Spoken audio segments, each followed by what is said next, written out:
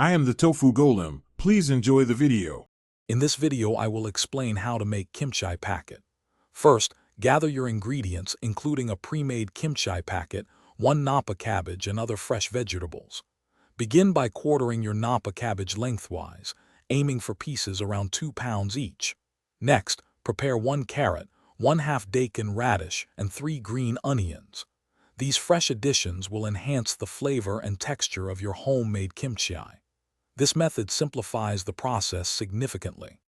Now, let's prepare the cabbage. Generously salt each leaf of the quartered napa cabbage, making sure to get salt into all the crevices.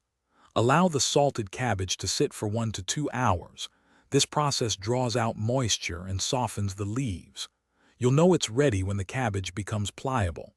After salting, rinse the cabbage thoroughly under cold, running water at least 3 times to remove any excess salt. With your cabbage ready, it's time to prepare the other vegetables. Thinly slice your carrot, daikon radish, and green onions into strips.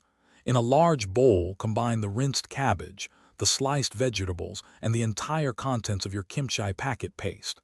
Now, wearing gloves, mix everything thoroughly with your hands. Ensure every piece of cabbage and vegetable is evenly coated with the delicious kimchi paste. This step is crucial for flavor. Once mixed, pack your kimchi tightly into a clean, airtight container, pressing down to remove any air pockets. Let it ferment at room temperature for 1 to 2 days. A small bubble or two indicates fermentation has begun.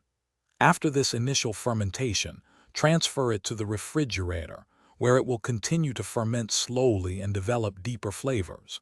It's delicious with almost any meal. And speaking of bringing things to life, check the description below for a link to the Echo Dot smart speaker and other great deals. Thanks for watching. Consider subscribing if we helped you today.